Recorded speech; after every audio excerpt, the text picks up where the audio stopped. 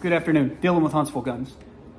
Have another quasi product review for you today. We looked at a few guns that have come in for transfers in the past. This is a similar video.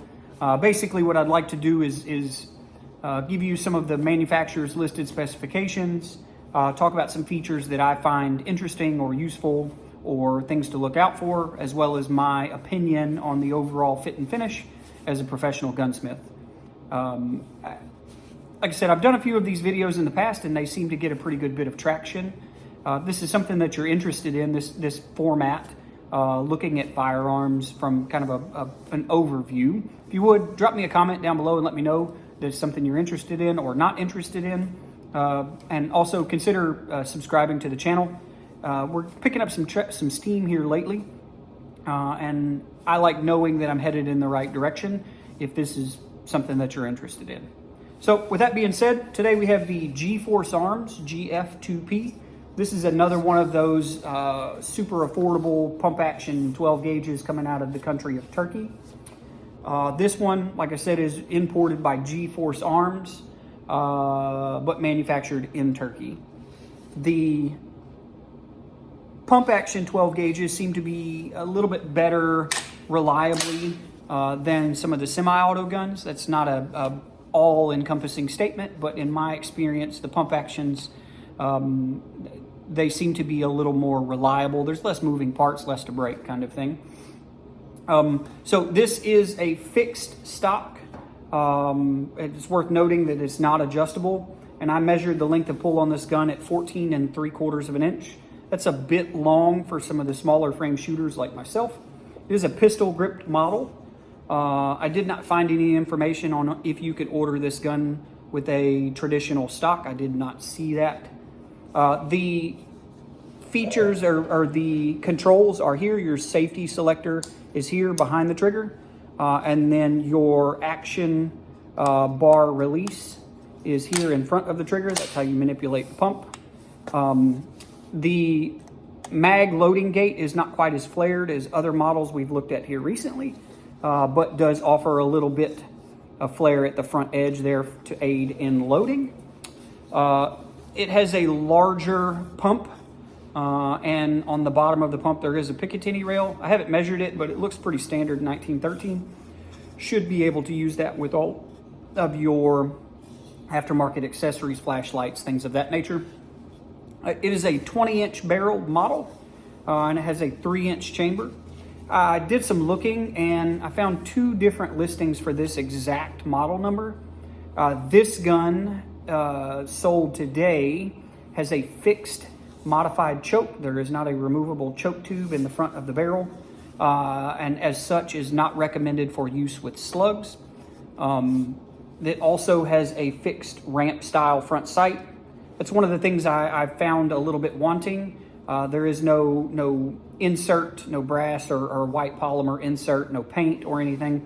Make it a little bit more difficult to pick up in low light situations. Something from a manufacturing standpoint that would be fairly easy to rectify for essentially no money, very little increased cost to the end user, but something that I think would net this a lot of benefit. This gun is an aluminum receiver, and the barrel has a shroud, a steel shroud that extends into the receiver, much like a Remington 870 or some of the other guns we've looked at. Pretty robust design.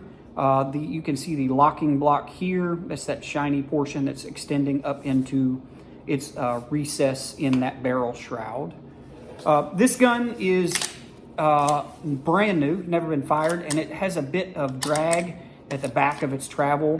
I am assuming that is either the magazine tube or the bolt in that shrouded portion of the barrel here.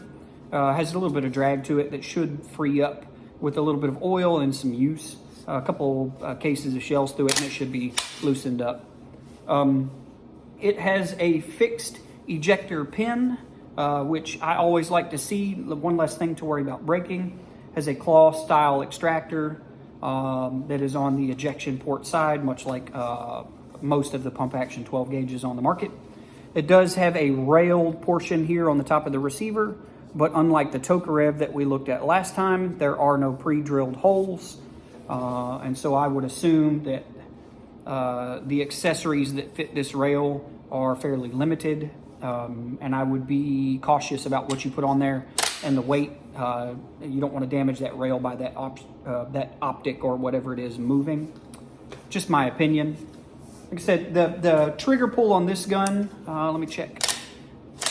The weapon is clear. The trigger pull on this gun is long and has a lot of grit in it. It breaks at about 5.5 pounds. Not super heavy for a pump action 12 gauge, but not the lightest that we've looked at either.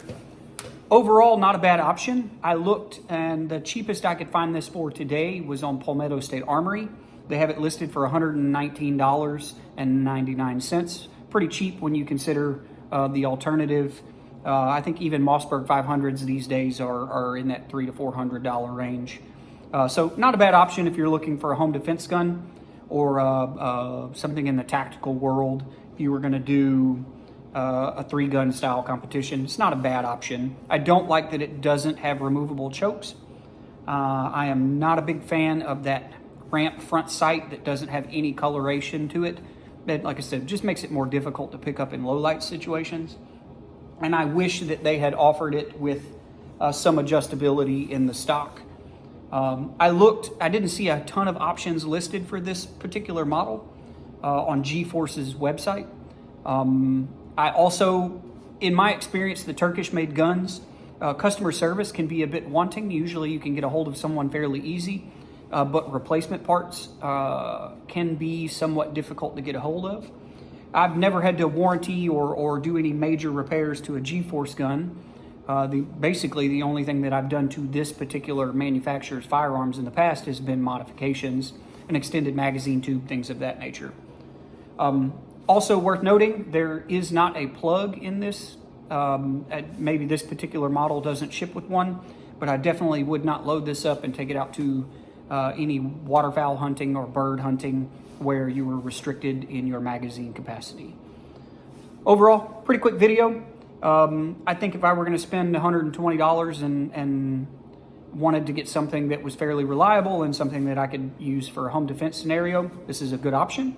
I think you could spend $120 and get a whole lot less. It's just my opinion. Thanks for hanging out. Have a great afternoon.